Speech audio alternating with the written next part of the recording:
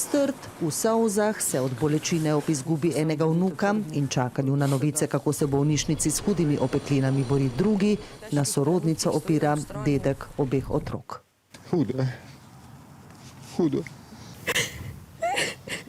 Vsi bomo potrebovali zdaj predvsem neko pomoč, starša seveda, absolutno.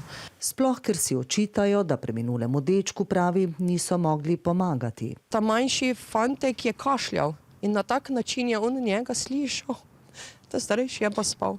In do njega pa več ni mogel priti, zato ker je dim bil tako gost in ogenj tako močen in stopinje tako visoke, da niti ni mogel priti do njega. Noč so preživeli pri sorodnikih, sokrajani pa skušajo pomagati po svojih najboljših močeh.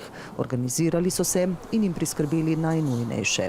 To, kar bo potrebno, bo pokrila občina, tudi za neke vrste obroke smo tudi poskrbeli, da v tem času. Zdaj pa kako dolgo potrebno, bomo pa videli glede na stanje hiše.